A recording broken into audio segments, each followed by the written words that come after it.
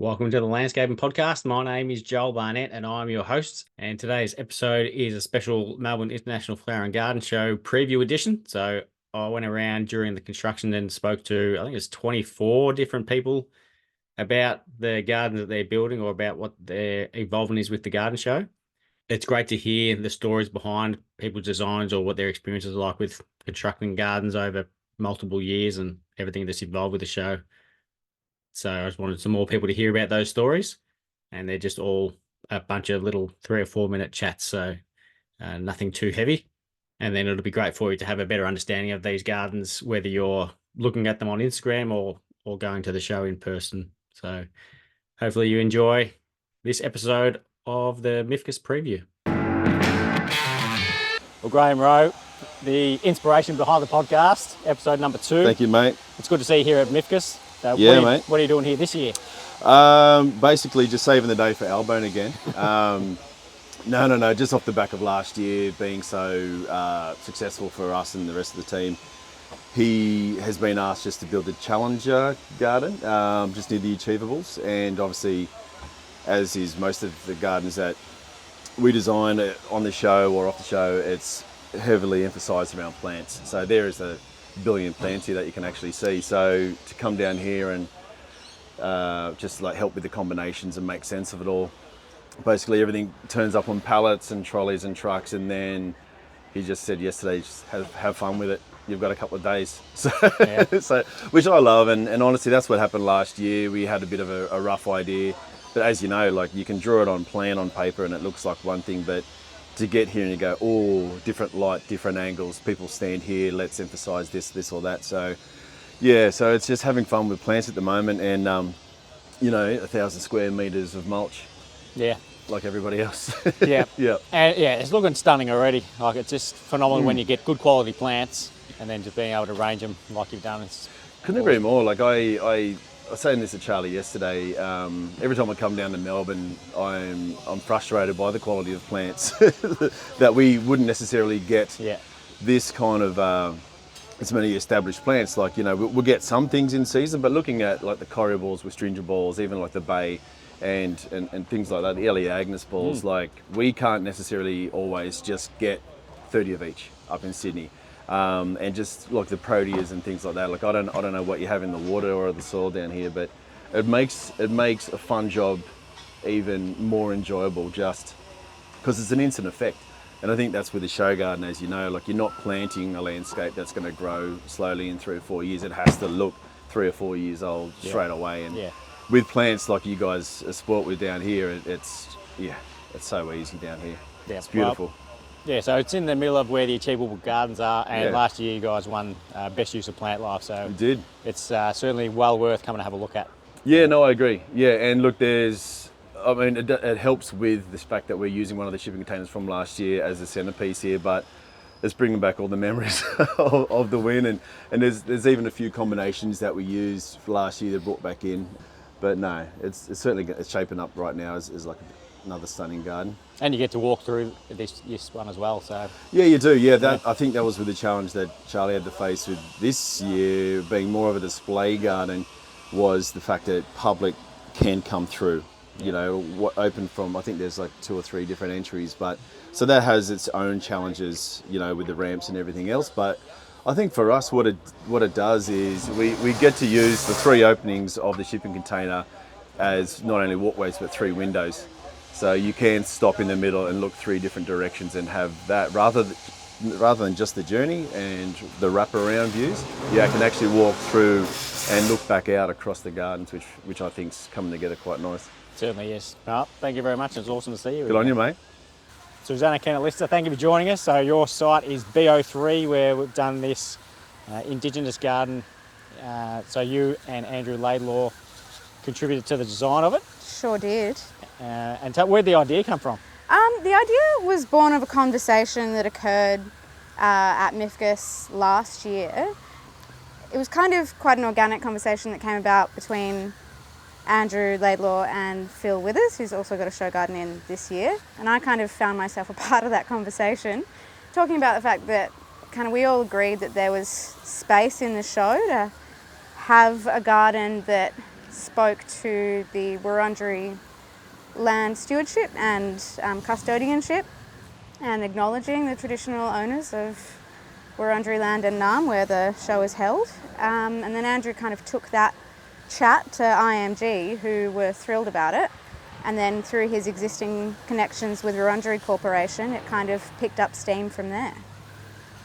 And the position of it is in the far corner underneath quite a significant, it was a meeting tree, wasn't it, for the Wurundjeri people? Yeah, it was. So we learnt this throughout the process of kind of research and development, but this particular site where we are is very close and almost exactly on the spot where an Aboriginal embassy was set up in the 1870s to mostly, it was for a lot of displaced Indigenous people from throughout Victoria, because Fitzroy is a pretty significant area for the Aboriginal community, and this site became a place to gather as they kind of stood their ground and staked their claim and kind of tried to communicate the significance of this land as the exhibition building was going up.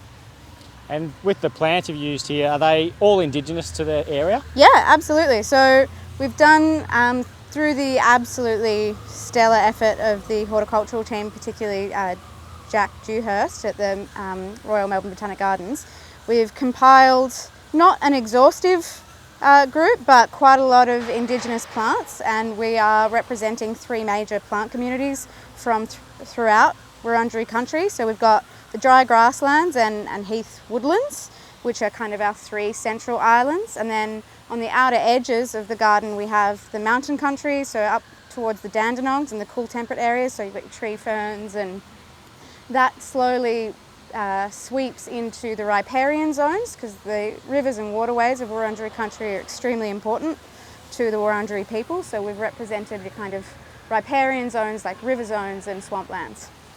Yeah, it'll blow people away, I reckon, when they look at it to know that they're all Indigenous within this area. Absolutely. That certainly surprised me. Yeah, I mean, it's quite incredible because there's so much diversity. And I think what's really wonderful about this year's show in particular, and that we're doing this year and the other show gardens that are going up, is that you can come to this garden and appreciate the Indigenous flora, and then you can go and look at some of the show gardens that have quite a strong Australian focus and see how you can start to weave Indigenous planting into your own residential gardens, which is, I think, a really beautiful connection. Yeah. And also, if you had a bird's eye view of this one, you'd see it's a shape of an eagle, so it's got the eagle's head. Absolutely. So there are 2 really significant birds to the Wurundjeri people, and this is something that came through consultation with the Wurundjeri elders. The Wah, which is the crow, and Bunjil, the eagle. So the Wah, the crow, is the protector of the Wurundjeri people, and Bunjil is the creator. And the shape of this garden is inspired by the shape of Bunjil, and if you were to kind of get up in the air and look down, you'd see him spreading his really massive wingspan as you kind of enter, and you are contained within Bunjil. And then as you walk into the garden under the main entrances, you walk under the Wah, the protector. Well, it's a beautiful garden, and yeah, it was awesome to be part of it, so thank you for allowing me to, and good luck with the finishing it off. Thank you so much, Joel. You know we couldn't have done it without you. Annika, you're doing a design with Kajsa. I am, yeah. And your first time at the Melbourne International Flower and Garden Show, site A56 here. How's the experience been so far?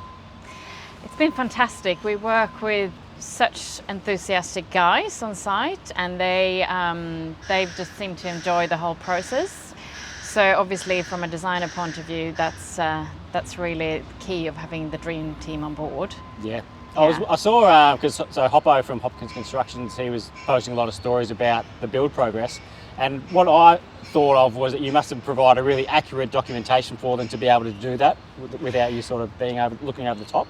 Oh well, yeah, we have created lots of detailed drawings. So, but then I guess that's a question for them whether they're satisfied with it or not. But it seems to be a fun journey for them, and something that they obviously don't do on a regular basis. Yeah. We have some special design items in the garden, and it's a lot of lots of handicraft in this garden, so I do applaud them for all the details and pride they take in the work, and I think that's one of the things they really enjoyed. Yeah, well, it's also both of you coming up with the design, that's where it all starts from, so the fact that you've done that is impressive. Like, there's a lot of love hearts around the garden as well. Where'd the ideas for that come from? Well, so that's a good question, because Kajsa and I, we were actually a little bit surprised when people said love hearts, but it's a great way of looking at it. So the garden is sort of a storytelling about looking back at your history and culture, and use design elements or something particular from the place where you're from, and then tweak it rather than sort of that's what design can be about, that you actually look at the past and great designers in the past and you bring something new out of that. So this design, as you call it, the love hearts, it originates from, there was a famous author in Denmark, H.C. Andersen, and he was actually really good at paper crafting. So he came up, I think it was 1860, with this weaving heart in paper. And so that actually took off as a very traditional thing in Scandinavia. So in both Denmark, Sweden, Norway, perhaps in Finland as well, and Iceland, to have these during Christmas. And so it kind of spread back in the day to a tradition of during Christmas, these hearts were created by children and they put some sweets in them and put them up in the Christmas tree. Oh, cool. So we actually kind of worked with mass and void in these hearts and kind of obviously made a modern version of them, but it has a story behind it, and that's what we want to kind of show in this garden, that, take something from the past, bring it to the future, do your thing. Yep, that's the exact reason why I wanted to talk to people before the garden started, so that people can hear that as well. So. Yeah, that's great. And I love it. It looks just so beautiful. Like, it's only Saturday, so there's still a bit to go, but the green of the plants against the blonde timber, it's such a nice contrast. Yeah, and that's another thing for this garden, that we obviously we're very lucky to be in a shady space. Another thing with the planting is that we all need to protect ourselves and wildlife today from the heat. So it's important with the kind of green aspect of making gardens lush and actually add a lot of planting into whatever design you do. Yep. And have you yourself or Kajsa ever done a show garden before? No, we worked with other garden designers and we helped out in other shows, but this is the first one that we do on our own. But we enjoy everything. Melbourne is amazing, and the organiser are fantastic. So everything's really happy days. Yep. Yeah. And next week's episode is with Andrew Fisher-Tomlin, and he mentioned that you worked with him coincidentally, and then you're both here at the same time. That's right. So how was that? Yeah, no, it was fantastic. Andrew and I, we've known each other for years, and Kajsa has actually been working with Andy Sturgeon back in London. Yeah, right. So we both, and that's where we met in London too many years ago, but yeah. So it all kind of comes from there, really. So yeah. Well, the garden looks amazing. I love how unique it is as well. So and the basket weave is just phenomenal of the timber. So thank you very much. Love the ideas and the implementation. So all the best with it. Thank you very much. Hoppo, thank you for taking the time to have a chat about the garden that you've built with Landart for Annika and Kajsa, the Scandinavian gardens. It looks amazing. So what was the experience like having to build a garden for someone you've never worked for before? Yeah, thanks, mate. Thank you for having me. It was an experience. It was when Simon from Landart first put the plans in front of me. I was a little bit skeptical of, the last thing that we did that was a bit left askew was on the block a couple of years ago when we did the Palm Springs theme, and that got a bit of a rocking around. So I've seen a sort of Scandinavian theme, thought, here we go. This is history is going to repeat itself. But she was awesome. We're obviously a little bit nervous coming into it, as I'm sure she was as well, where she's giving us this task, which is quite difficult with the products to use. And not fully knowing how capable we were, Yeah. or all the products as well, having the trust issues with that. So when she rocked up, we were all a little bit nervous, and for Simo and I having to do what we did, and we couldn't obviously start putting the leaves on the back as well with apply until like day 3.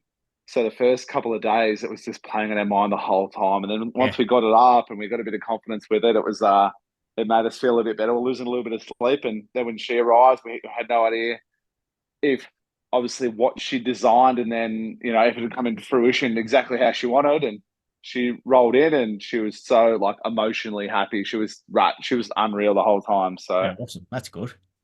It's a big sigh of relief. So you never know. She's flown over from Sweden to check it out, and that was nice. So it was nice. It was really, really fun to do. Obviously, first and foremost, carpentry based for me. It was I had to really go over the plans a few times to sort of get my head around it, and then it was a really, really fun project to do, something different. Yeah, no, I was wrapped. I was wrapped that Simon from Landart asked me to be involved with it. And he is so organised. I got there, everything had been cut, ordered, the whole lot. It was just bang, straight away, seamless for him. So it definitely took the pressure off a lot. And something I spoke to Annika about was how good the plans that she did must have been, that her and Kajsa did, because for them to just send plans off to you for something that's so important, and for you guys to be able to build it. So were they pretty detailed plans? Yes, that was a terrifying bit. Before I looked into the finer details, you're looking at these sort of like Nordic love heart shapes on round surfaces, thunk in and everything. I thought, how am I going to figure this out? And everything they had was exactly right. Like it was almost like I didn't have to overthink anything. I said, all right, well, if I cut it exactly what they're after, and every single bit worked out. Like we had to work out these radiuses, especially through the arbors, and it was incredible. It made my life so much easier. And something that I loved that you did, and a lot of people have enjoyed it, was actually because you like doing your Instagram stories. But it's great seeing the build of a show garden coming to life. So I reckon a lot of people loved that you're sharing that, so that people can come along with the journey of it. Yeah, that's sort of been probably predominantly how my following's come about over the years. Is you look at some landscape companies in particular and it's all about your target audience, but they will only put sort of finished photos up. And the angle I've come at is people like the process. So that's one thing that I've been over the years, and I've been commenting on a lot, was they like seeing how things work, how they go together, the structure behind things. Probably helps a few DIYs as well. But yeah, I was a little bit unsure. I had to speak to Simo at the start saying, do you mind if I put this stuff up? But yeah, we've got a lot of really good feedback, and it's a good little teaser as well. So hopefully it draws a few people in to come check out our stand. And it was good. Yeah, exactly right. Because a lot of the times there can be like someone might want to see a certain element of a garden that's been built, whereas if you're looking at the finished product, you might not even notice it. So if you've shown that, then that's another little teaser, like you say, for people to come and look at. Yeah. Hopefully people sort of gain a bit of appreciation of what actually goes into it as well. Yeah. When you've got to build this structure, you can't pierce the ground whatsoever. You're building on a slope, you're building within a time frame. And I'm hoping people then, they look at it, because you might not necessarily like, say, what we've done because it's different. But I feel like there's a difference of liking it, and then also appreciation that craftsmanship and what goes into it. So hopefully we bring that element through to people as well. Yep. And it's all looking pretty good now with plants going in. So it looks like everything's under control. So good job on getting there, and good luck with how it all goes. Awesome, mate. Thank you very much. Look forward to seeing you out there. All right, Dan Foreman, thank you for joining us. So your episode on the Landscaping Podcast was 43. 43, yep. What are you doing this year at the garden show? Mate, I think people have just started to realise I'm in a couple of different spots at once, and they're all starting to cotton on. And it's very interesting at the minute. So I'm helping Charlie Albone with his Challenger garden. So that's a lot of fun. And I'm helping Mark Browning do his Montague apples, and helping him a bit there. And got the Shapescaper one, and mostly retail stands this year, Rich Crow. So it's just nice to be a part of it without having potentially the stresses of a show garden, as you're well aware. Well, you've got at least 5 gardens or 5 Yeah, things you're involved with. 5 stands, I'd say. Yeah. So. And is that less stressful than doing the one? Because you did Renee's last year. You were involved with that. Yeah, it wasn't too bad early on, but now that they're all starting to cotton on, that I've got 5 going on there, it's starting to get a bit hectic. Days are running out. Yeah, that's it. Yeah, days are running very, very low. So, but no, it's good fun. As you know, Joel, we're obsessed with this sort of stuff. It's an addiction, and people are like, oh, it's probably a healthy addiction. Well, it's not really. It's long days and it's probably money, and all that sort of stuff. But we love it, and we wouldn't have it any other way. Yeah. Well, my favourite part coming here is meeting people, seeing people like yourself. So the networking at MIFGS is some of the best networking you do. Yeah. In the industry. So and it's good seeing some interstate people coming here as well, like getting involved for the first time. Yeah, and I think that's something we need to sort of focus on. International and interstate, we want to really work hard with them, be able to help them get here, because I think that's bigger for the brand, makes for a better show. So it's been good. It's nice to see everyone. Beautiful. All right, thank you very much. Thanks for your time, you legend. Liam Riley, episode number 88, you were on the Landscaping Podcast, and now you're doing a big show garden here, building for Emmaline Bowman, and I reckon it might be one of my favourite gardens, because it's got an amazing water feature at the front. So how's the experience been so far? Been really good, Joel. Yeah, we last time we did it was back in 18, and we're all down the one avenue, and it was hectic. We had forklifts and excavators zipping up and down, and loads of mulch being dropped, and it was a tough build, but now we're at the boondocks out here, A39, but it's been great. We've been able to have access the whole way around our site and just get to work, really. So from that point of view, we couldn't be happier. So. And in terms of construction, so this garden's got a glass window looking into the pond, so you can see underneath the water. So how has that been? I imagine that's put some sleepless nights for you, working out how you can do that. Yeah, it has. Yeah, It's thick glass. It's about 20 mil. We've got it anchored into our front sort of low stud wall that's clad in Corten. It's weighed back with sandbags and all sorts of smokes and mirrors behind it. But it is anchored into the bridge and some other big rocks. So look, there's about 9,500 litres of water in the ponds. That's a bit of weight, but we feel like we've secured it enough just with the landscape around it, and we've built a few ponds at the garden show, and the sandbags have been our friends. So there's probably about 300 sandbags in that pond holding it together. Nice. So how long has the plan been going for this one? Well, the window was actually meant to go back in 19, so that was 1920 when the show got pulled because of COVID. So that's been stowed away in the shipping container since then.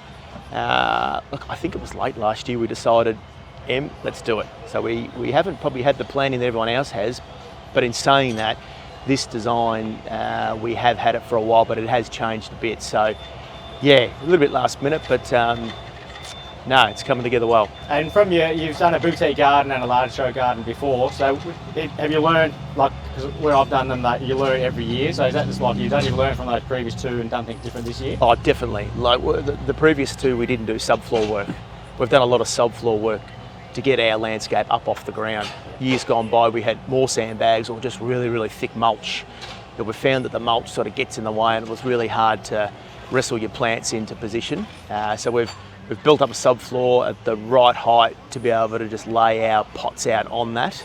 And it's also a way of being able to marker paint on top of the subfloor and see where we're at. So yeah, that's probably the biggest change, I'd say. The rest of it is much the same as what we've done in previous years. It's just packed full of detail, this one. This is very, very high-end detail. So we're a much smaller site here. I think we're half the size of a few of the other show gardens. But yeah, it's very intensive detail. Yeah.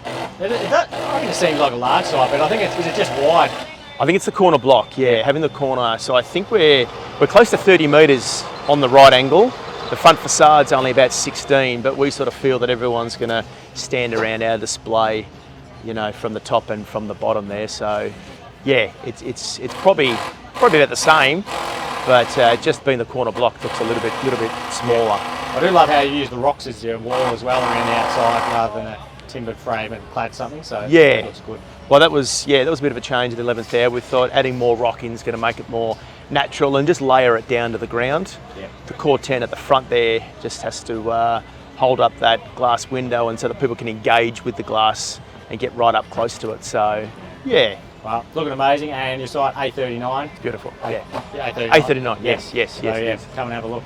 Thank you very much. Beautiful. Thank you, Joel. Emmaline, Bowman, thank you for joining us. So your episode was 73 of the Landscaping Podcast when you were on. Actually one of my favourite episodes too. I'm impressed you remember it. I had to look it up beforehand. But so your garden here on the corner is A39, and it's looking, I just spoke with Liam, and it's going to be one of my favourites, I reckon. Do you think? Oh yeah. Oh, that's nice. There's so many different elements I look at and think, oh, I love that, and then you see something else, I love that. So Yeah. where did the idea for all the design come from, and how long did that take to come up with? Well, not long. We were umming and ahhing if we were going to do the show, actually. Yep. And then, oh, well, there's two ways of this. We were going to come and do the boutique gardens before COVID hit. Yep. So the idea but then was actually the same name, Through the Looking Glass, where we had an aquarium window. So we had some of the things already built. And then it was just sort of a spur of the moment thing, are we going to do it? So in about October, November, we're like, yes, we're going to do it. And that's how it started. And obviously it's not the size of a boutique anymore. We've gone show garden and we've made it a little bit more complex. And it's definitely so different to our boutique garden that we were going to do. Yeah. But yeah, that's the planning wise, the new side since October, November. But I guess it's been 4 years of some of the elements built. Yep. Yeah. So, and then what's the, like you've got a deck that's sort of overlooking the pond and a water feature as well to the side. So is it sort of a garden you can live in?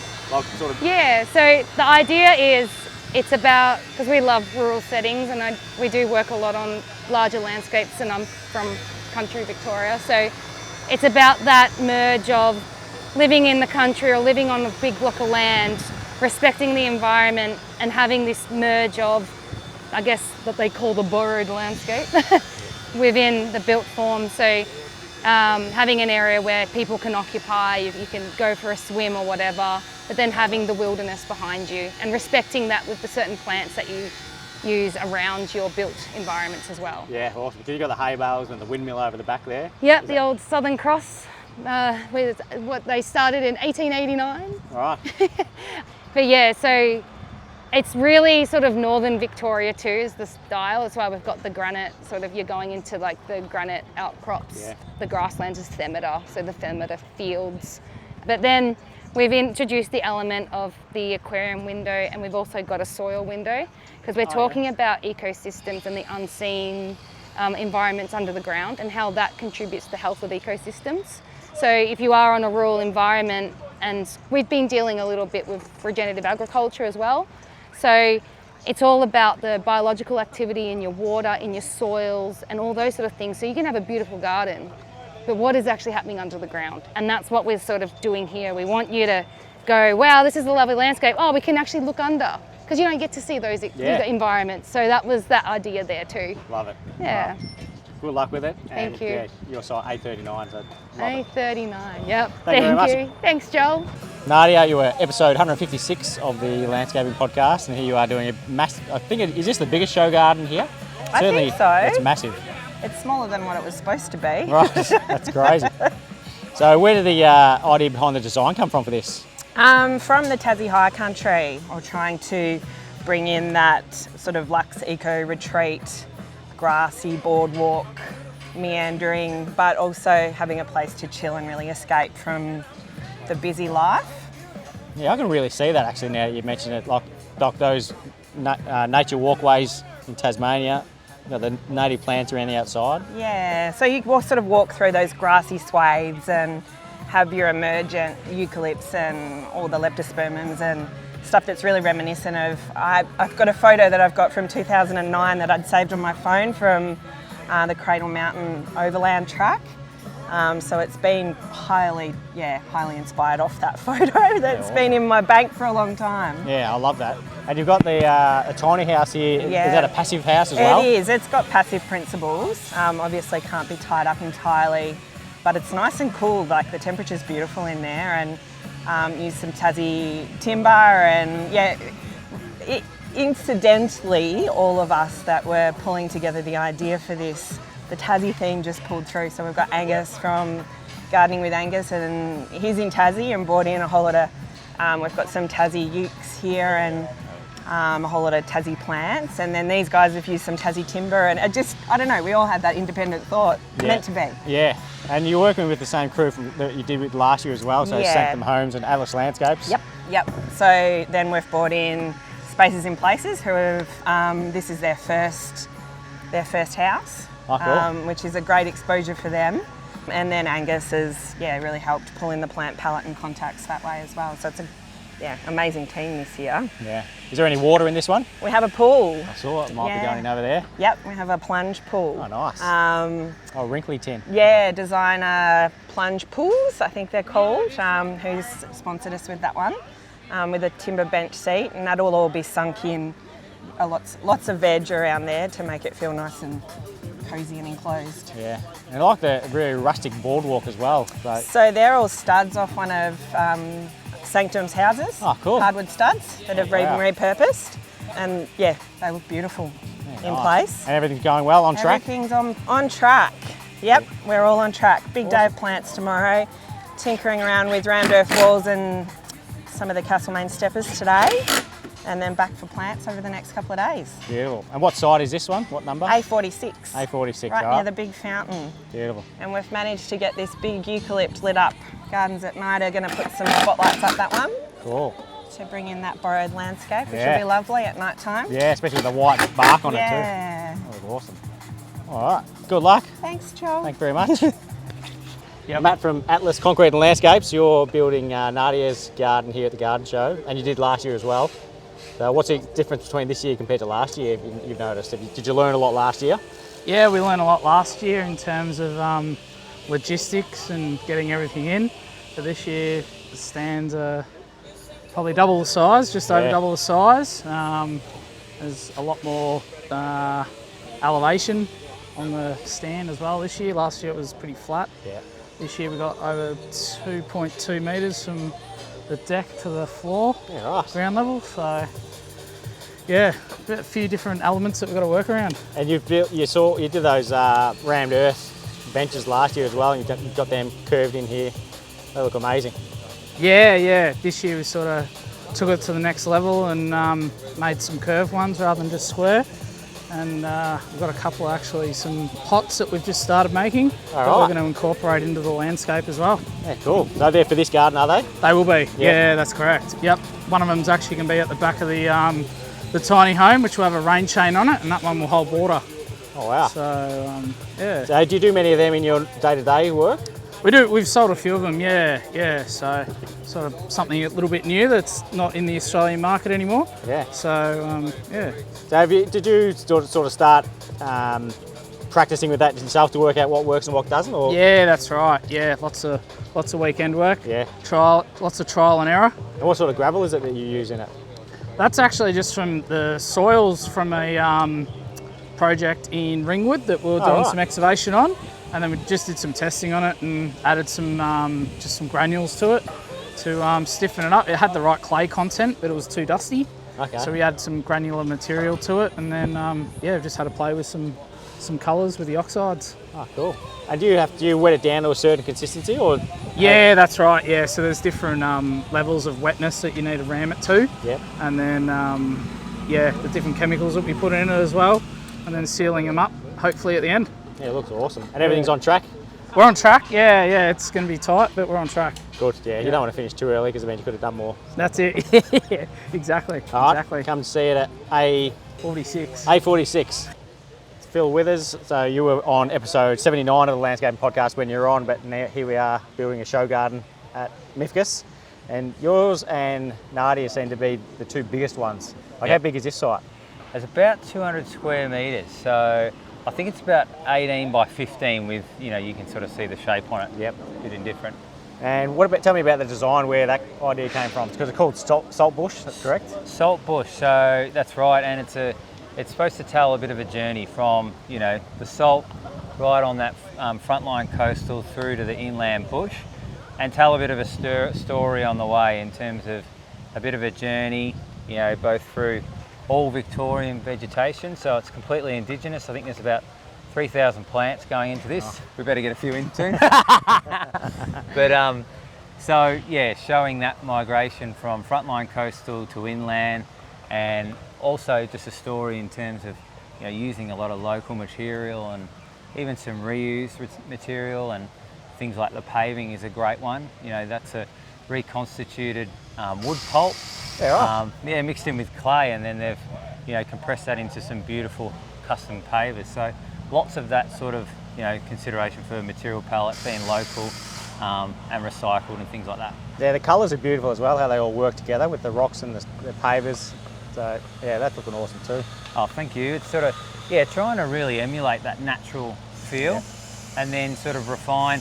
To be honest, one of a really key inspiration, I mean, there's been a few, this has been going for about 2 years, right through from that journey early on. I think it was last year, a bit of a reference at the landscape conference, seeing, a real sort of mix of architectural versus natural.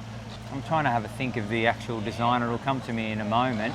That was designed by Teresa Moller, but the trying to sort of get that sort of feel through, there's quite a bit of sort of natural rock as cutting through the paving and that sort of thing. It was Punta Pita, but that really does that real dynamic environment, how rocks cut through different architectural environments. So I really tried to get that sort of feel in this, and as you know probably, Joel, with this site, it really does have a nice crossfall, so we've tried to get that drama. I suppose another really key part of it too was I sort of went to Fiona about halfway through that 2 years of getting into the design of this, and sort of said, oh, would you come in and more from a mentor sort of side, because I think it's really good, as you'd know well, to stop and have points where you can reference, and she can sort of come in and just throw her eye over it, and she just picks up stuff up straight away. Yeah. But we've done that from about a year or so ago, and she grabbed the design and really sort of drew over it and made sure it really came to life. It went from being that almost mentor sort of come in and help out to go, all right, you're involved, we're co-designing this, so, which has been amazing. You've got a real all-star team involved with it. So there's Fiona Brockhoff who's helping out with the design.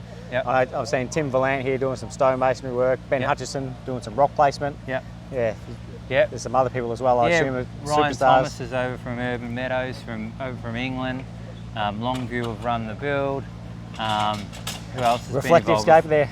Yep, as well. They've done all this beautiful paving. So, between all those different people, it's definitely been a true collaboration. No one can sort of hang their hat on it. It's about all of us coming together and doing something really nice. Well, looking beautiful. I'll let you get back to it. So your site, A47. Yep. Oh, good luck. Thanks so much, Joel. Thank you, Phil. Appreciate it. Thanks for your time. Appreciate that. Riley, your garden is on one of the greatest sites at the garden show, the one my site last year. Is it still A44? A44. Right. I'm keen to talk to you on a full-length podcast as well. But so you've done an achievable garden, and you've done a boutique garden, and now you're doing a big show garden. Yep. So where did the design idea come for this? Well, I wanted to be thankful for those opportunities that I've gotten to here, of the people that have kind of led that pathway, people who've supported me. So this garden is called Gratus, which is gratitude, and the idea is that I'm trying to say thank you for all those people that have been able to help me get here, the people you don't know in the industry that support, a positive environment, and the people you do know. And it's about it coming together and learning from those people about all that positive impact they have on people and how they do it, and then hopefully I can be that person for people coming on. Yeah, and I like how you've got Shaun from Bay's Edge. He helped build your boutique garden last year, and he's building this one as well. Yeah, that's it. I've met him years ago, worked with him, so I knew he was good to work with, but obviously garden shows are different. We got along really well last year. Big commitment, but he was really keen for it, and throwing the numbers at it. And you've got, your garden's got an accessibility ramp as well, which is not very common in the show garden. So was that a deliberate thing to do? Yeah, if I'm going to say thank you to, people that have led the pathway, they're of all ages. So it's all about accessibility for that. If they're going to come in and be a part of it, have a dinner, have a conversation. Yeah. And that's what your garden's about, like being able to go in there, like you've got a swimming pool in there, so it's about sort of entertaining around there as well? It's about really, it's a bit cliche, fostering conversation. So the pool is always intended to be a really shallow, put your feet in. It's not really to have a dip at the dinner party, but it's to break out after you're having a vino, after you've eaten, and just sit around it and have a conversation. So it's like a fire pit area, but with water at your feet. I like that. Well, it's looking awesome. Seemed like going pretty well, but yeah, come down A44 to see this beautiful garden. Thank you very much. Thanks, Ben. Shaun from Bay's Edge Landscapes. You're building Riley Cooper's design with ABCAM Horticulture as well, part of the three of you. It's site A44, and you helped build his boutique garden last year. We as well. did, yeah. How's this year going? There's a fair bit of construction in this one. There is, I think, like as you would know, I think the general public and a lot of people probably underappreciate what goes into building the subfloor, the structure. You know, we're a sloping site, as you would at your old site from last year. So I'm sure you appreciate it more than anyone. And how much time goes into, you know, we've got a concrete pool, you know, that we've poured and built on site. So there's a big steel subfloor under that with a concrete slab and best of block walls, core filled with concrete. So it's a massive process. The first 4 or 5 days is you feel like you're kind of getting nowhere, and then it all kind of starts to come together. Yep. So no, it's been good fun. We're on track. And you're grouting today on a Saturday, so that looks like that's good timing to be doing that rather than later in the week. It is, and you've just rocked up at the right time. So definitely. And look, the weather's on our side, which is good. You know, we spoke about before. There's a little bit of rain coming on Tuesday, so we're going to finish all our paving, all our grouting today, in the hope that it can kind of free cams guys up to finish the planting and the mulching at the front of the display. Some caulking happening tomorrow, and there's some finishing touches. We'll fill the pool and stuff like that. Yep. It's something Riley said which made a lot of sense to me that you've done with the construction is you've got specialists in to do all the different things. So you had carpenters coming to do the carpentry work, you had the block layers laying the blocks, and you had renderers come in for the rendering. So rather than getting people who aren't as fast as it, you've had specialists come in, which is because you need time efficiency for a show garden. Definitely, that was a deliberate thing. Yeah, it was. Yeah, definitely. Like we've got, you know, Murphy Ambrose from Ambrose Building Group, Dan Roach from Roach Carpentry, gave us the chop out for the first few days, which was amazing. You know, as you know, like so much work goes into the set out, the mapping everything out, building the walls, the pergola, and it just frees us up. You know, it is overwhelming at times, as you would know. So you know, we've had some fantastic renderers, we've had some help from Tanzanite pools, pool tiling, stuff like that. So I think it just spreads the load. By the time, you know, hopefully Sunday finishes, we're well and truly a day away from kind of finishing. Yep. Tuesday fluffing. Yeah, exactly. Cleaning, you know, loading utes, any final touches that you need to do. And what's it been like going from a boutique garden to a large one like this one? I suppose it's 4 times the size. You know, but it wasn't probably, you know, as you know, we saw it all. We had plans. We visited the site. We had, you know, scaled plans. It wasn't until we probably marked out on the Sunday that we kind of went, you know, it's big. Yeah. It's really big. You could kind of look at A2 or A3 plans and don't appreciate how big it is. Yep. But I think everything's worked out well. I don't think we've overdone it.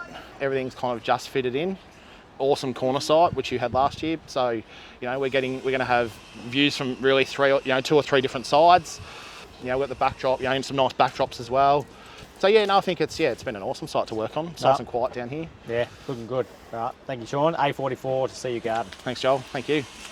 Cam Hainsworth, you're episode 108 of the Landscaping Podcast, and here you are building a big show garden. So you're part of the Riley Cooper and Shaun from Bay's Edge Landscape team. So the 3 of you are part of this build. Yep. How's it all going? Riley's not panicked, so I'm not panicked. That's good. Yeah. I see he had a schedule all mapped out. It seemed to be going well. Yes, yeah. So I think everything is on schedule at the moment. You know, don't want to jinx anything, but I think we're okay at the minute. And you've got plants going in, which is a bonus. Yeah, lots of plants. Yeah. Yep.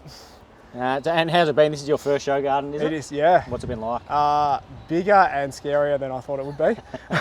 But look, first couple of days was, you know, trying to get my head around things. I'm starting to enjoy it now though. So so that's good. Yeah, because usually my first ones I was enjoying it at the start, and then I started to stress when I realised we're not going to get finished in time. So it's good that you can start to enjoy it when you're at a Saturday. Yeah, that's it. Yeah, but we'll maybe talk to me Tuesday afternoon and see how we go.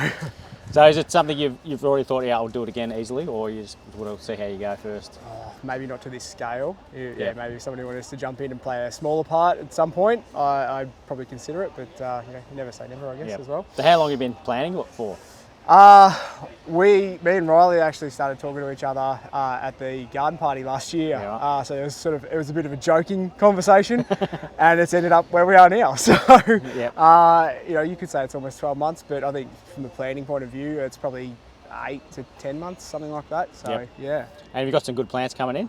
Anything special? Well, geez, I mean, we've got the Wollomite pines in there. Yeah, they're You know, we've big. got 5 of them going in. That's very unusual. Yeah. It's pretty cool. So they're from Kilby Tree Farm. So they were very kind to lend us those out for for the show, and yep, hopefully we get them back in one piece. Yeah, so yeah, they're obviously nestled in amongst of mass planted cycads as well. So, sort of almost that sort of prehistoric sort of forest kind of vibe to it in the corner up here. So yeah. So are there different zones of the planting? There is definitely mass planting going on in particular areas, Yeah. but I probably wouldn't call it zones. But yeah, definitely there's definitely as you walk through the garden, there's definitely different aspects to everything. So Yeah.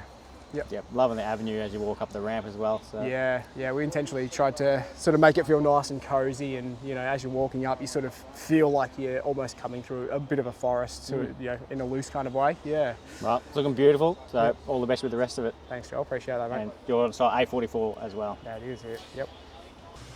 Paul Pritchard, thank you for joining us for a brief chat about your show garden in the Boutique Gardens. And your episode was number 69 if people want to go back and have a listen to that one. But tell me about what your garden is called and where the inspiration behind it came from. Yeah, thanks Joel, thanks for having me on. It's called Inner Sanctum. It's a bit of a play on the Mediterranean sort of style garden where you sort of kick back, really enjoy, lying back next to a pool, got the palm trees, the softness of the vegetation, and you've got a bit of harshness in the rock walls, but they also offer a bit of softness with the because they're dry stone. Yeah, it's about sort of creating a courtyard feel where you can sort of get home from work or whatever and kick back and be in your own little space.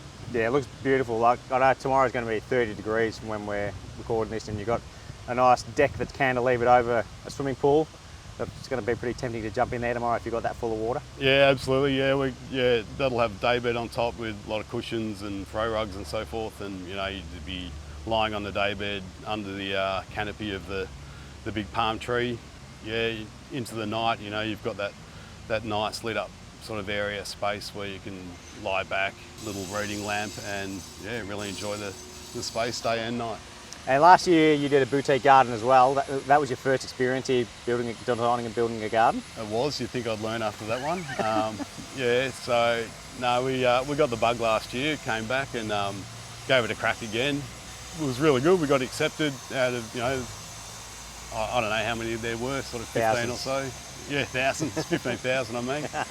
And so we're up against some amazing spaces too. There's some really good gardens this year, so it's gone up a level.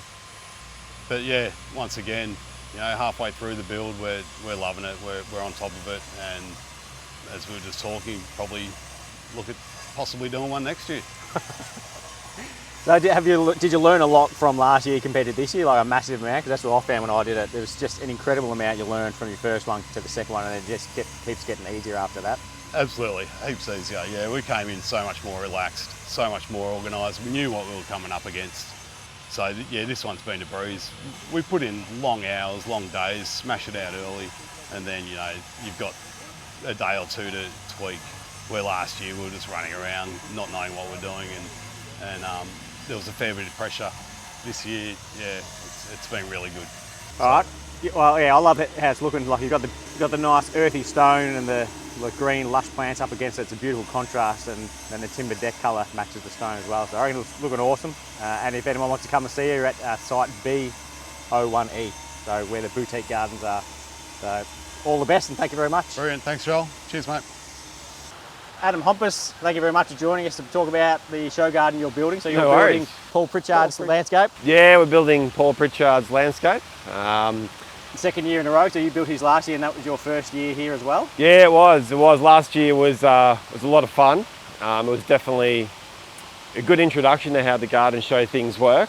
This year it was very, very different in terms of the approach. I think we learnt from last year certain things we probably didn't need to do. For example, we used steel members for the arbors last year, which we found we could have just used timber. Yeah. It wasn't noticeable, and it took up a day and a half to do that. But this year also, because we've got the Eco Outdoor Crazy Paving rock walling, We actually made them in 1200 by 1200 panels. Paul made them all in his shed in between design consults, and transported them up here, probably about 130 kilos each panel. So it was a bit nerve-wracking getting it up, but we just braced it from the top all the way to the bottom, then infilled all the rocks where the joins are to try to make it look like one big panel that we've done in a few days. Yeah, and you've done that. I reckon it looks awesome because I'm pretty Thank picky you. about stonework, but I love how it looks, and I like that free-form cladding that you've used. Yeah, and that was the thing. I think you mentioned how it would look joining it all together, and luckily Paul left, maybe 300-400 mil clear so we could really manipulate the pieces and fill them in so it does look like one big over half a ton wall. Yeah, because stone cladding is a very slow process, so that's definitely something you want to do beforehand if you can. So absolutely, it's good yeah. to do that, and now you're sort of putting the finishing pieces on that. Yeah, just putting some small pieces in to cover some of the backing, but obviously the boys did all the lower rock walling on site. But that was a little bit easier, just mainly because the fact it was only under half a metre high, and also we were doing, a couple of metres worth instead of, a whole rock wall. Yep. Well, looking good, and you seem that you'd be on track as well. So yeah, awesome. Thank you very much, and all the best. Pleasure. Thanks, Joel. Paul Smith from Paul Alexander Landscape. Thank you for joining us, and you're doing one of the boutique gardens here at the Melbourne International Flower and Garden Show. Is this your first year? Yeah, it's the first time in. Been pretty enjoyable so far. That's good, and not too stressful? Not too bad. Like I said before, I'm not sleeping so well, but yeah, just thinking about it, not too worried though. Yep. And so where did the design inspiration come from for your garden? Oh, well I did 3 or 4 designs and they were all a bit sort of maybe a bit safe or something, or a little bit more along the lines of what I might do day to day. And then I just thought, well, it's an opportunity to do something a bit, more unique, and I guess, just push some boundaries and maybe challenge people's perceptions a little bit. And you've got some big, are they aluminium arches you got in there? They are aluminium arches, so I guess the kind of concept of the design was a little bit like what we deal with every day on a building site. You have a structure of some sort, and often it takes up a huge proportion of the property, particularly in the city. And often we're dealing with, just the kind of bits around the building and trying to fit in as much greenery as possible. So this is kind of trying to reverse it, so there's still a dominating structure, but it actually doesn't take up much space, and the planting kind of, really fills the gaps and is actually becoming more and more dominant against the kind of architectural arches. Yeah, I love it. And you've got a pretty fancy table in there, like a bluestone carved table. So how did you go about choosing that? Yeah, so we came up with the idea of something kind of monolithic, just to kind of ground it and kind of earthy. Reached out to a few people and then landed on bandstone, bluestone, and I had a concept that had that arch in the bottom, and they just so happened to have some offcuts with a circular cutout, so we sort of just collaborated and worked out how we could use some pieces they already had, and just sort of, they sent me some photos and I kind of mocked up the design and sent some dimensions back, and it pretty much turned out exactly like the little mock-up I did, so really happy with it. Awesome. I like how you got the curve of that works with the curves of your arches as well up there. Yeah, definitely. So obviously, arches are a bit popular at the moment, but I've always loved them, from way back when I was a kid. I used to drive by the houses that had the old Italian arches, and everybody else hated them. I'm like, I kind of like them. You look at the building here and it's got such classic arches. Yeah. So I think they're kind of timeless, but I just really like the idea of kind of, integrating that kind of subtly into the table as well. Yeah. So you seem to be going pretty well. It's currently Saturday morning and you've got a fair few plants in already, so everything's under control? Yeah, so I worked with ABCAM Outdoors for the build, and great group of guys. They had 5 of their team on site for all of the week, and we pre-built a fair bit, and they had a really good understanding of the design, and it just sort of more or less went together as planned. So a lot of sort of pre-planning helped us get to this point, and it's really great to be where we are. All right, awesome. Thank you so much, Paul. And if people want to come to see your site, you're at B01D. That's it. In Boutique Gardens. That's it. All the best. Thank you very much, Joel. So Daniel Althouse, you were episode 130 of the Landscaping Podcast, but you're doing one of the boutique gardens here at the Melbourne International Flower and Garden Show. Last year you did one of the achievable gardens. That's right. So tell me about the story behind the design of this one. Yeah, look, I think, Joel, first and foremost, I wanted to kind of do something a little bit different. And look, it's a 2 metre high wave out of ground covers and moss with a bright red path all the way through it with 8-foot Dixonias behind it, do you know what I mean? So it's... Well, you nailed the different... Yeah. So, yeah, look, I just wanted to push the boundaries a little bit. Last year I did, obviously it was in the achievable section, so it's a 4x5, and as we've spoken about before, it was achievable and it was very Australian native, and we tried to push the boundaries a little bit there. But I think here, yeah, just trying to do something different.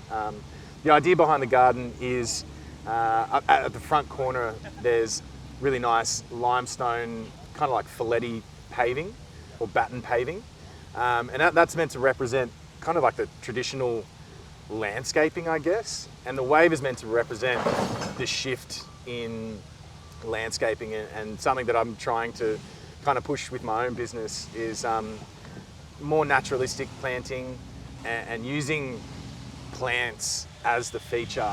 Obviously you have to still have elements of landscaping, I guess, but really trying to push the boundary with planting. And look, I'm about to put plant tiles and moss upside down on a wave, so I think I'm trying to push the limits. So. How are you attaching them? So look, the wave's made out of 50mm welder's mesh. So what we're doing is we're sort of grinding prongs off that and bending it so it's kind of like prongs into the ground covers. Look, come and have a chat to me tomorrow and we're probably going to have a different conversation, but at this stage it seems to be working. I've done a few trial runs, and yeah, I think it'll be turning some heads, I think, with some moss, the way that it's getting done. The guy that I'm using, Hoda Moss, he's a great guy, Emra, and I think he's one of the only guys that forages and collects sustainable moss and serves most of Victoria and Australia. Yeah, I don't think there's too many other guys that are doing what he's doing, so he's a big sponsor when it comes to that, and he's going to come in on Tuesday to kind of nut it out and work out how we're going to hang moss upside down, so it's going to be fun. Yeah, well, it's looking pretty cool, and it's going to look amazing going from being the mesh cage that it is now and then being a green wave, so it's going to look amazing. Can't wait to see it. Awesome. Thanks, Joel. Thank you very much. Awesome. And if anyone wants to come see you, you're at, I assume, the B01A? That is, yeah, so the boutique section. Yep, perfect. Awesome. Thank you very Thanks, much. Joel. Eugene from Claycon, thank you for joining us. No worries. So you're building Daniel Althouse's boutique garden? Yes. And how's that going? It's quite a structure that's going on here. Yeah, it's been this has been a bit of a first with me, trying to bend all the steel on site. Well, we did that back at the factory. Yep. But yeah, there's been a lot of sort of structural elements that have, and finer details that have sort of really come into play in this year. Yep. Especially trying to get well, it's silver now, but you know, it'll be a red painted sort of pathway into the general wave once it's finished. Yeah, that's going to look epic with the green either side of the red wave. Yes. That's probably been the most difficult challenge, trying to scribe that out and really try and get it to form. Because when Dan sent through the original concept a little while ago, it was like, how are we going to make this work? Like, we're just going to have to do templates as much as possible to really try and get it as close to the design as what we wanted. Yeah. Yeah. How's that gone? You matched it? Yeah, we did everything out of, you know, the drainage cells that you use behind Besser block walls. Yep. We cut a template out of that, had everything dry laid and framed at the factory, and then scribed that and gave that to a fabricator, and they laser cut it for us. Oh, perfect. Yeah.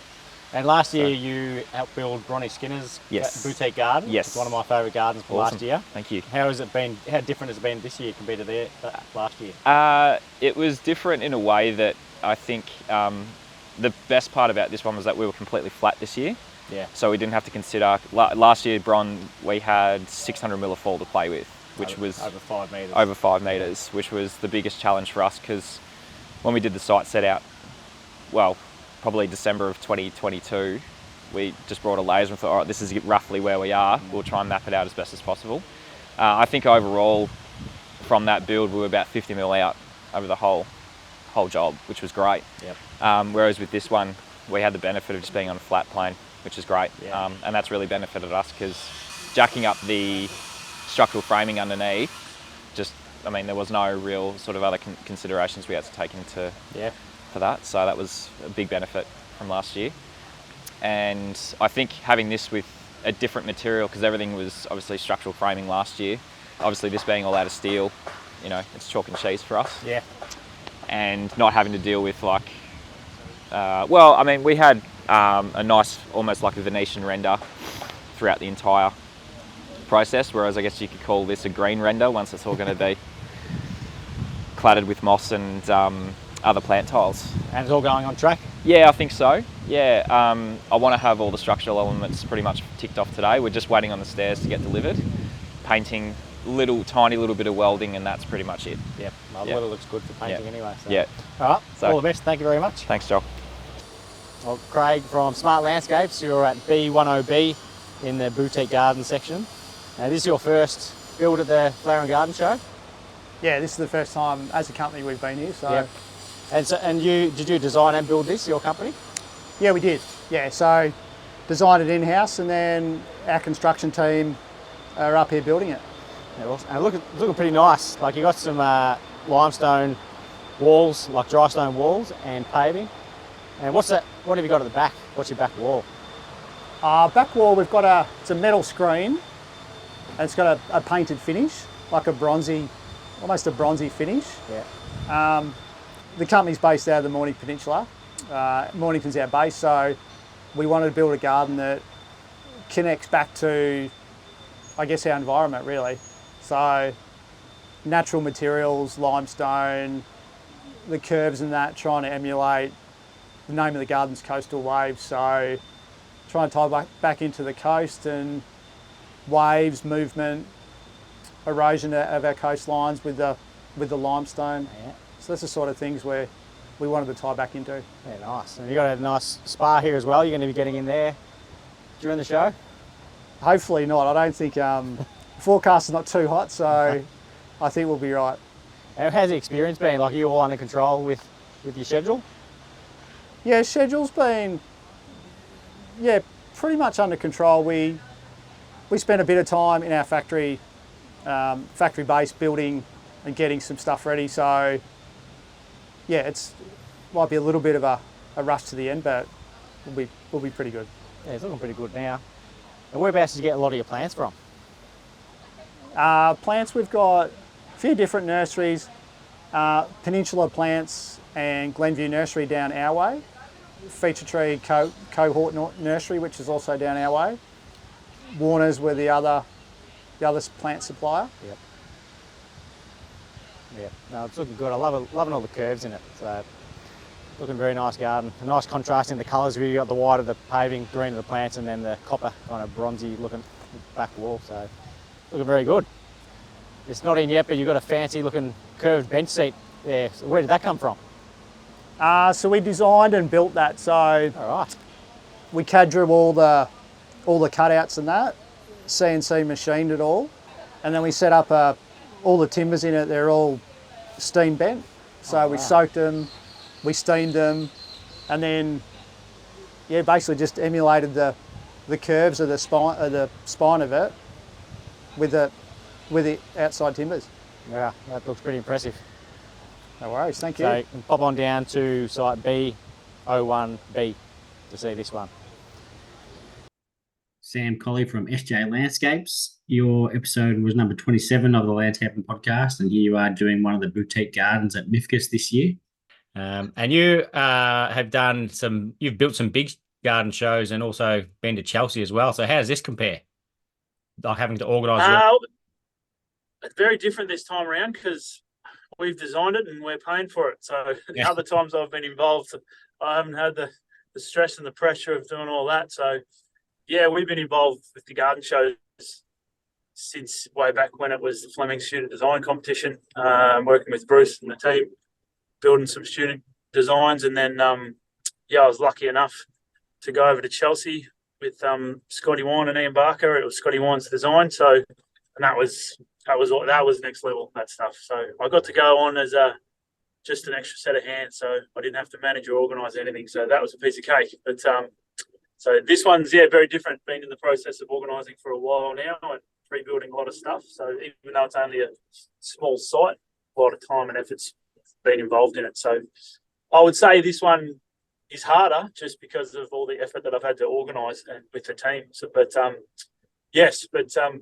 built a few in my days. Yeah, sure. I've said it to a couple of people because I've done probably 4 boutique garden sizes before, and I don't think doing a big one is any harder than doing a boutique garden. They feel like you still spend every minute you've got doing it. So I don't understand how it works, but it feels like it's just as hard. Yeah, I agree with that. And the one time we did a Philip Johnson one for the LV stand a while ago, which was sort of a show garden size, but you just have more bodies on site, So we haven't really had more than 3 or 4 on the boutique garden, but the bigger guys have got 20, 30 guys rolling around at any given time. So you've got to be well managed, that's for sure.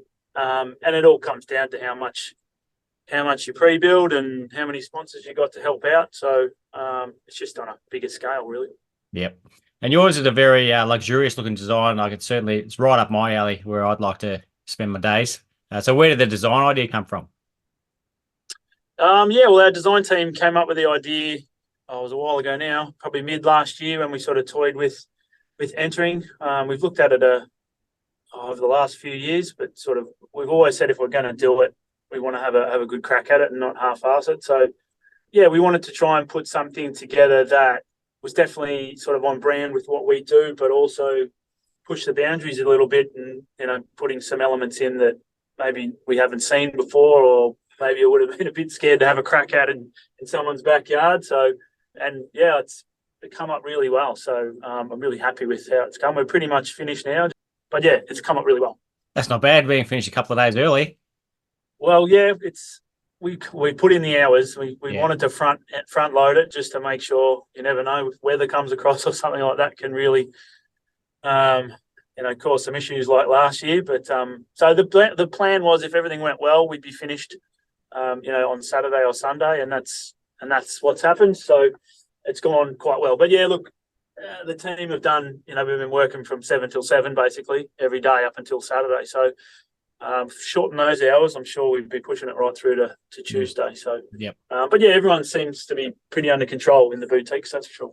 Yeah, and that water feature is pretty impressive that you got there. Is that brass or what's the material made of? It's meant to look like brass, but it's so it's just obviously there's a lot of smoke and mirrors with the garden show, and you got to coming up with the design is probably the easy part. It's knowing how to build it and build it in a way that it can be dismantled easy as well, without wasting too much. So that water feature was made out of steel that's been painted brass with a sort of a galvanized mesh in the middle. So that was a nightmare. I reckon we tested it at least a dozen times. We remade it probably 3 times till we got it to a point where it was pretty spot on. It's not perfect still, but it's sort of 95% there. But that's something that we definitely wouldn't have had a crack at a normal house first off. But now we've done it, I would know how to build it perfectly that can withstand test of time as well. So that's a cool little feature, that one. Yep. Well, it's looking beautiful. I love all the colours of green against the kind of greys as well of the area. So no, it's looking good. So good luck with the judging. Thanks, Joel. Appreciate it. Alyssa, thanks for joining us. So I believe you're the first Canadian to do a garden here at the garden show, is that right? Yes, first Canadian. I'm very excited to be here. Awesome. It was a long flight, but definitely worth it. Yep, and nice weather for you too. It's like 27 degrees at the moment. So yeah, definitely big change. Yeah, so you're doing one of the border gardens at site B25E, is it? Yes. And is your garden, is it got a special meaning behind it? Yes, so I actually chose to do my garden on dementia. So I'm working with Dementia Australia, which is an Australian dementia society, and then I'm also working with the Dementia Society of Ottawa and Renfrew County, which is a home organisation. So I'm both both countries. Awesome. So are you using certain plant colours in that regard for the design? Yes, so I'm telling the story of the unconditional love between a mother with dementia and her daughter. So the plant selection is to represent that even when the sun has set, there's still stars to brighten the night. And the purple ribbon is supposed to represent the ribbon of dementia, and purple is the color for dementia, so that's why it's purple. Yeah, I love it because it's pretty clear to see when you look at the border gardens, because yours got the purple ribbon threaded through the garden. Yeah. How's the process been so far? So today's the first day, was it? Yes, today was the first day. It's been really amazing. Everybody has been really great. It's been nice to meet everyone, and just working on the garden has been amazing. Learning new plants, very different from Canadian plants, so that's been a great experience. And before today, you were helping out with Peter Donegan's garden as well. Yes, working with Peter Donegan in Semken Landscaping on his garden, Daisy is a Moment in Time, which has been a huge learning experience and really amazing. And the story behind it has been really inspiring as well. Yep, that's exactly why I'm doing these chats as well, because it's good for people to hear that story. And also, I spoke with Ben from Yards Landscaping, and he said you were going over to help him out once for 12 weeks or something later on this year. Yes, so after I finish my exams, I'm in school for ornamental horticulture. I'll be heading to Brisbane to be working with the Yards Company, learn a little bit more about maintenance, different plants, hopefully some design and installation as well. Awesome. And so how did you come about to get the position here, like to come over and work with Peter? Well, I reached out to Peter, originally asked if I could do some work experience with him, and he mentioned that he was working on a project in Melbourne, and I asked him if I could kind of help with that project, and immediately he was like, yeah, of course. And he introduced me to Martin Semken, who helped me organize the plants for my border garden, and it's just been an amazing journey and meeting such amazing people, and especially Ben, they introduced me to him as well, so it's just a lot of networking, and it's been great. That's awesome, and it's a great example about just putting yourself out there and asking the question if you can help someone out. You never know what's going to come from it. Yeah, I think it's really important to network in the community, and if you look up to somebody or you want to learn from someone, just ask, and everyone, at least everyone I've met, has been more than willing to help, so it's really important to just take the jump and ask. Absolutely. All right, good luck with the show garden. Thank you. Thanks for coming on. Yep, thanks. Trent from IMG. IMG is the company that brings all the garden show together and makes everything work. So just wanted to know something that might be worth people looking at that's not the common garden variety show gardens. Yeah, sure. Well, long time listener, first time caller. I think clearly there's two halves to the show: the floral and the outdoor in the gardens. I'll start with the floral. This is the different touch. The most important one that we've got in there this year is a new concept called hanging installations, and it's all on big truss structures, all 3 metres up in the air. Florals coming down. The Royal Exhibition Building being the highlight that it is, I want people to look up. So we've created something that's a walkthrough that will go up and probably wow most of the visitors, and something different. You know, it's a hard space to work in, the floral world. They're amazing, but it's hard work, smaller areas to cover. So that's probably the highlight outside. It's just been a journey to get us to there. Super excited. In the outside world, one that you've been working on, certainly our highlight. Look, the opportunity came up through with Andrew Laidlaw leading the charge to deliver hopefully a garden with the Wurundjeri Council. It was super important to us to deliver this in the right way and getting the right people together in the room, and we had a group of elders that approved the design, put together by Andrew, Phil Withers and Suzannah, who's done an amazing job leading the project here. And this is going to be something that we see, for future years as well. So year one, pretty happy with the result. Had no idea what to expect really, and expect that to be something that goes 2, 3, 4 years. So a real legacy project. And then the rest of outside, I guess, other than a really strong field of, across the show and boutiques, again, achievable gardens are going to be to another level. Last year was a real highlight. Again, it will be special. The hanging baskets is my personal favourite. If you're listening next year, everyone can join. So that's a real highlight of mine. And gets the everyday gardener, which is what the show needs. We can't rely on the industry to make the show happen. We're a consumer show, and doing those things that gets people to have their part of the shows is the highlight. So very excited about many things out in the gardens, but yeah, from the floral thing as a different perspective, that's what I'd highlight. And what about the border gardens? Are they students or can anyone enter that? Yeah, the border's a mix, which is great. So there are students in there, there are emerging landscape designers. There's people that have had a decent career as well at this point. We're getting people from different states. So Brent Reed with London College of Garden Design, just the Melbourne branch, he drives that for us, getting all the submissions in. We could have probably had another 4 or 6 gardens in that, the space, new space this year, really trying to create that walkthrough experience. And these designers, they come up, it's gone well beyond probably what we thought it would. But there's different levels, and they're sort of working together. You'll see people, we've got Alyssa, a young lady from Canada. She's come out, she's helping on Peter Donegan's garden, as well as then doing her own border garden, all in the name of dementia. It's a Dementia Society garden, which is super cool. Her render looks well beyond what we expected to see for the border gardens, and I think 2 years ago we had 4. So to be at 16 now as a walkthrough is awesome. So that's exciting. Yeah. And like you say, the hanging basket is a great way for people to get involved at the show. They're going to come anyway, so they might as well submit one. Well, free ticket. So it used to be all about the garden clubs, and now it's just the general punter. So you'll get people who are doing it with the school, you'll get people who are doing it with their mum or their kid, and they'll buy it as a gift. It's a very good Christmas present if you're looking to buy something for your partner. You just sort of sneak them a hanging basket to work on. But those things are at soft touch, and you have someone. So last year in the balcony garden, we had someone who was just a hobby garden. There's a decent amount of construction that goes into that. She submitted a border and a balcony, won the balcony, just had a crack, and that's what. We can't have an industry show where it's just everyone at the top. It's just not how it works. So seeing it trickle down and then people build their way up.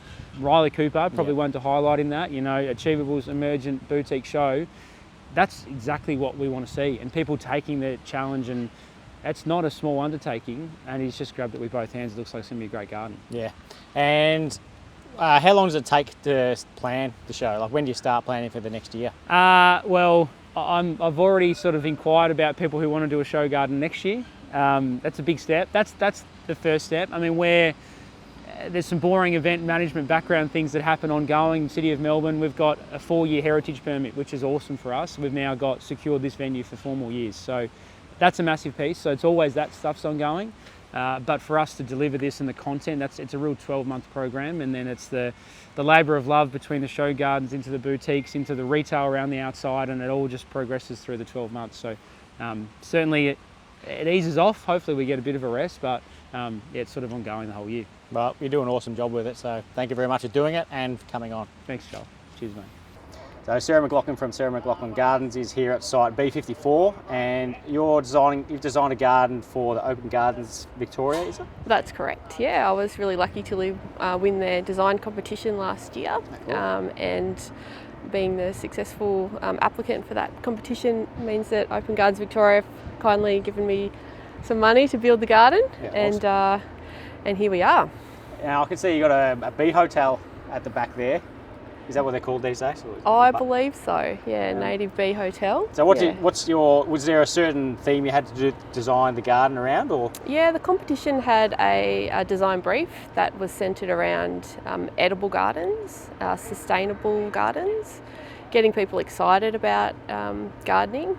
The whole brief was around it being sustainable, edible, getting people out into the garden and thinking about sort of habitat and biodiversity, and the sort of the mental well-being that we can achieve from being, outside amongst plants in the garden. And I see you got some espaliered citrus on the back wall there, and I just had Chris England from Merrillwood plant on recently, and it made me realise how valuable espalier can be, because you can do it in a small situation, like it doesn't take up a lot of room. Absolutely. Chris has kindly provided the plants for awesome. The garden, so great guy, Chris from Merrillwood. But I think the beauty of an espalier is that, as backyards and gardens become smaller, particularly in urban spaces, using an espalier and keeping those growing areas narrow and tall means that you can fit a lot more into your space and really sort of achieve that sense of enclosure that you want from a garden. So that's what I want from a garden. You're surrounded by greenery. Yeah, and like you say, it does make people healthier the more you get outside and spend time in your garden and get amongst the greens. Absolutely. All right, Sarah, thank you very much, and I hope the show goes well for you and people can come and see your garden at B54. Thanks so much. Thanks for the chat. Appreciate it. Peter Donegan, thank you for joining us, and anyone wants to listen back to your episodes, they are 80, 124, 152 and 183. They've been on a couple of times, so welcome to number 5. And just in case anyone can't bother listening to your full episode from last week about the story behind your garden, can you summarise it for us here about the design? Within the space of 5 minutes, it will be a world record for me. Good to see you in person again, Joel. The story ultimately, I should probably preface this, is about a veteran pilot who hopes to return to a place he can call home. And to put that in context, we've teamed up with the DFWA, the Defence Force Welfare Association, and the stats that they gave us on veterans returning is that 107% in female, 30% higher again in male are more likely to commit suicide. And the highest percentage of homeless people in Australia are veterans, which is quite harrowing. And if you wrap that in with conversations we've had with the DFWA, there's a car coming there, Joe, sorry, we're live on site. What you start to realise is ultimately the brain can invariably, mostly, probably never really be as it was before they were enlisted. And we had to base this garden now, when you take that story and put it into a show garden setting, it becomes a point where you've got to narrow it down to a year. So the year has to be, in this case, 1984. That'll become self-explanatory in a minute. And then if we go from 1984, we make them 40 years of age. And the reason we do that is because we want to show the garden as not being manicured, not being pedantic and extremely well lined. The grass grown by Lilydale, for example, they started growing that about last September for us. The main lawn, I think they started doing the same thing, but they haven't cut it for about 3-4 weeks at this stage of the game. And we'll reflect that difference on the outer perimeter where the public will stand, but one that is almost like a bowling green. So it will sort of elevate what we're showing internally. But even all of the plants, when you start to get into it, and we've one conifer in here. I haven't planted a conifer since I was 17 years of age for ruddy good reason. And I dislike them a lot, but again, it's the right thing to do. There's variegated euphorbias in here, lime green and white, and it's only when you get into the detail that Martin and Nicole and the Semken family have put into the detailing around the, I won't call it a shed, but the hut, the cabin. And you start to get into that, and it's like a Hollywood TV set, if I'm brutally honest with you, by the time it's finished. They've got a newspaper from 1983, they have a calendar from 1984, but it's meant to be that one day rolls into the next. So the 1983 newspaper is fine, the crack in the cup is fine. And that sort of reticent maybe of my dad post-Mann passing, where all of the things that mattered sort of don't matter as much anymore, but you've got a bit of respect, you've got a credibility, and I guess it's trying to reflect that in a very honourable, careful, and I know you know, and if your listeners listen to the last episode, you asked me the question of am I nervous, and I answered that in a very detailed way, but I guess the nervousness is on behalf of the veterans and families of veterans who haven't come to the garden and maybe smiled or felt a bit of sadness or reflection. And so yeah. Oh, there's also a plane in the garden as well, I should add. Is there? I didn't see that. Yeah. But I can see some of the... An aircraft, my apologies. Some of the styling items there. There's like an esky that's and like a thermos and a little cooker. So yeah, the styling of that hut is going to be amazing. And it's all looking pretty cool. And the plane, that looks amazing how it looks like it's just sitting there above the trees. I think one of the things Martin and myself were talking about was the light switch outside the hut. And what's phenomenal in that little tiny piece of detail is if that light switch is brand new brass, say for example, to put it at an extreme, it stands out for all of the wrong reasons, but the light switch actually works. The plug sockets are 1984, and my note to Martin was, and I got a bit, I'm not one for getting emotional really, but I did get a bit emotional because I said to him, if I took a photograph of that and sent it to my dad, we'd have a reason, rest his soul, but we'd have a reason to sort of have a conversation, man, a few words, but we'd have a reason to be able to have a conversation together about my grandmother's house. And it's brought all of that sort of back for me, and I'm obviously an Irish guy who's very humbled to be welcomed back to Melbourne. I said that out loud yesterday and people started laughing and said, well, you weren't really.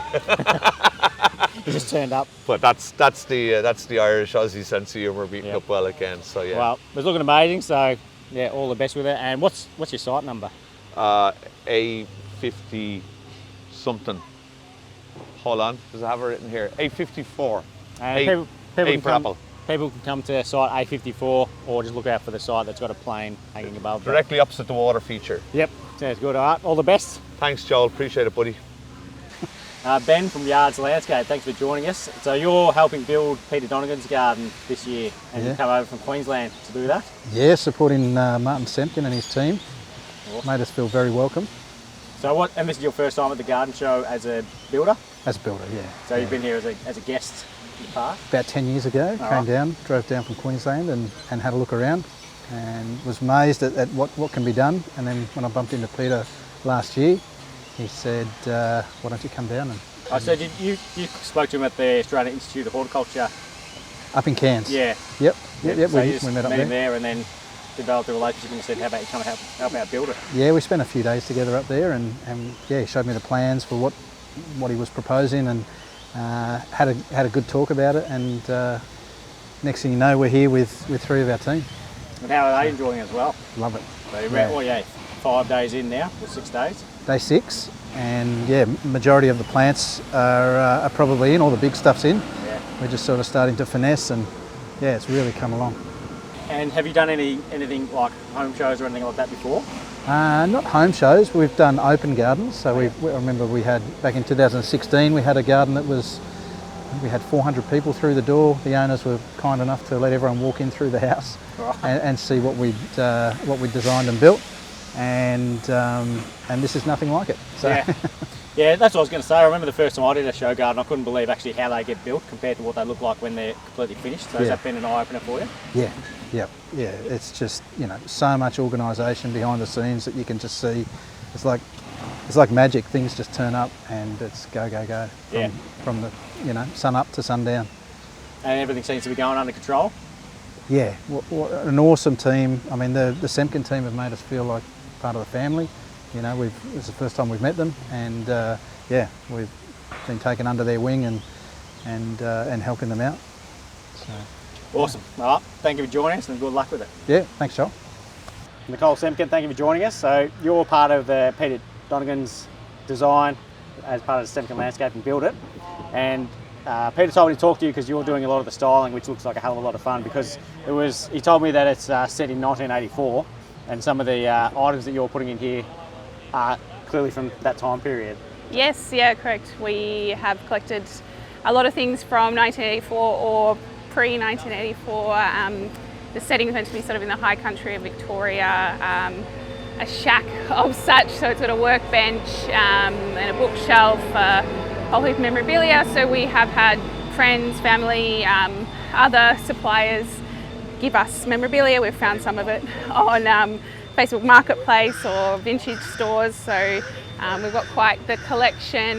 With the stories of an Air Force pilot, we've got some Air Force memorabilia. My pop was in the Air Force, so we have all of his things in there, and then just some things we lucked upon that are Air Force themed as well. But yeah, we've got a working radio from the 1960s, working TV, working fan, and then everything in there. There's pretty much nothing that has been made to look old. Yeah, that's all just genuine stuff. Yeah, everything's genuine. We've got newspapers, we've got quite the collection. Michael Warner brought us in, I think it's the Albury Times from March 1984, so it couldn't have been much more perfect than that. And then just a whole heap of things that are similar to the time, and we've got all different jars and containers and things. They're all going to be full, so when the judges do go in, anything that gets open will have something significant to the time in there. Yeah, you've got a spoon collection there and everything. Yes, yeah, that was my sister's. So we've really collected from far and wide, and the garden's meant to sort of portray someone that isn't really who they were previous. So we've got a collection of fishing rods and cricket bats and things that might be sort of left discarded from a previous life. So maybe something they did in the past, but just haven't really had the mental energy or the physical energy to keep doing. So there's some really sentimental pieces in there as well. Yeah, are people who aren't going into the garden going to be able to look through the window and see some of this stuff as well? Because I reckon they'll love it, seeing things that will remind them of their childhood. Yes, yeah, so we will be able to see through the window. There's quite a large window on the side where the public will be able to look through, and I'm sure there'll be different pieces that everyone will look in and sort of pick out as something that they remember from their life or their childhood. So it's going to have a really special sort of appeal for the public because there's really something for everyone. Yeah. Well, I have to love it, and I reckon it's a lot of fun putting it together too, I imagine. So. Yes, yeah, it's been about 6 months. I have been speaking to everyone I know to collect items. So yeah, it's been a real sort of joy to collect them all, and now to see them all come together. We have a lot of material, but the more the merrier, really. Yeah, no, it's awesome. Right, good luck with it. Thank you.